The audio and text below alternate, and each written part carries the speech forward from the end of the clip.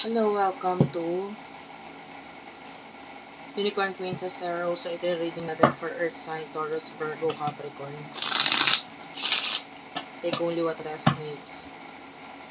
For Earth sign, meron tayong special channel for Earth sign, ha? Check mo na lang Earth sign Philippines. Sulat mo, i-search mo lang. Earth, space sign, and then Philippines.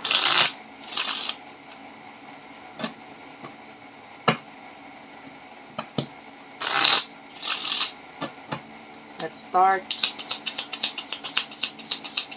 Pa-comment na lang dyan sa baba, kahit heart lang, smileys. Maraming bagay yun sa akin. Okay, Earth sign, nakikita natin you're moving on with the 8 of Hearts and the 6 of Spade. Nagmo-move on ka ngayon, pero mahal mo yung tao. Pero may mga bagay lang na kailangan ng i-let go ngayon kasi mahirap man, masakit man. Pero hindi kasi ito stable, itong connection mo dito sa taong to eh. Kumbaga kung ano yung stable sa'yo ngayon, relationship, friendship, na meron sa buhay mo ngayon, ito yung pinagfo-focusan mo.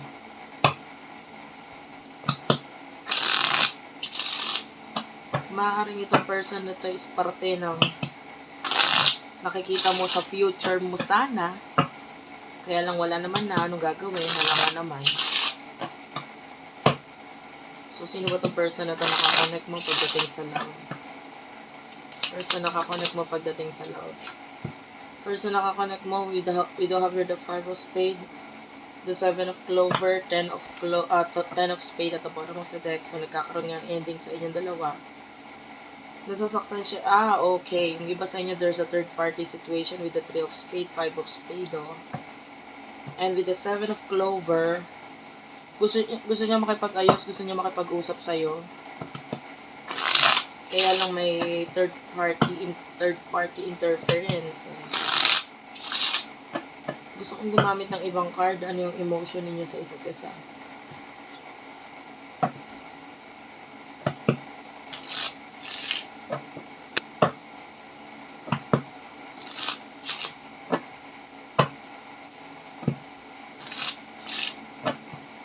So, shuffle na lang. Emosyon ninyo sa isa't isa.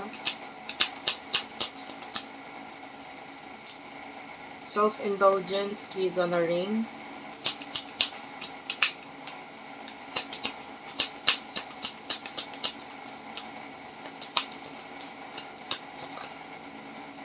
Clock. And the soulmate. Emotion mo, I feel like ngayon nag-focus ka ngayon sa sarili mo. And marami kang mga nasa isip ngayon, medyo naguguluhan ka. But more on ang focus mo sa sarili mo kasi nga nag-move on ka na eh. Kung ano yung makakapagpasaya sa'yo, etc. And then kina-cut off mo kung ano man yung connection na meron sa inyo nitong person na ito ngayon. Yung iba, even pag-delete, pag-uninstall ng mga applications na may kinalaman siya dito sa person ito, etc. So, may mga ganun, ano? You could be dealing with your soulmate and pwedeng may matagalan na connection na meron sa inyong dalawa. But, you know, this is yung iba twin flame connection. If this is a twin flame connection, nandun ka na sa parang acceptance ng connection ninyo. Hindi mo naman na din pinipilit lumayo, etc. Pero, you feel at one na dito sa taong to. You feel whole. So, parang wala ka lang hinahanap ngayon, kundi ang happiness na lang ng bawat isa sa inyo. Anong emotion niya sa'yo?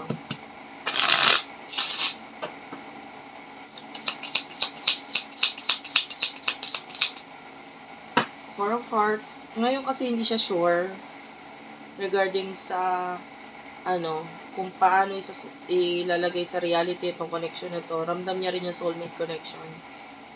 Nalulungkot nga siya actually. Kasi bakit kailangan pa umabot sa ganito? Ayan, nasasaktan siya. 5 of Hearts is here. Nakikita niya yung similarities ninyong dalawa. Pagkakapareho ninyo, ang dami. Pero, it takes time para dito sa person na to na maintindihan yung connection na to at anong dapat gawin dito sa connection na ito. Maaaring ngayon, nakikilala niya yung connection pero hindi niya alam kung anong gagawin. Okay, soulmate kita, so ano nang dapat kong gawin? Parang ganon. Hindi niya alam. Hindi niya alam kung ano dapat niya gawin sa sarili niya. So, what will happen in the near future sa inyong dalawa? In the near future for the both of you. In the near future for the both of you. One last shuffle.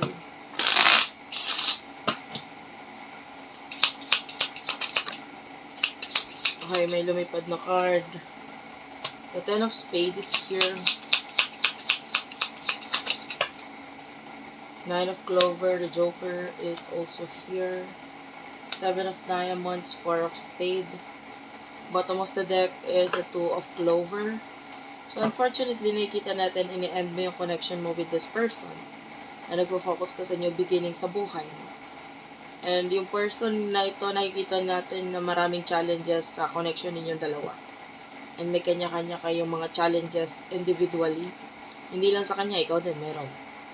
So, with the Seven of Diamonds, wala tayong nakikitang good flow sa connection, but rather stagnant lang. Although nandun pa rin na stuck kayo sa connection kasi may spiritual connection sa inyo. Pero hanggang ganun lang muna ito sa ngayon. And in the future, ganun pa rin. Nagiging spiritual pa rin ang connection ninyong dalawa. Pero okay lang yun. Ganun talaga. Enjoyin mo lang kung ano meron sa connection nito. Just allow the divine timing to happen. And then may mga lesson pa siya. Pareho kayo na dapat matutunan. Kaya hindi pa ninyo namimit ang bawat isa. Thank you for watching. I love you all and bye-bye.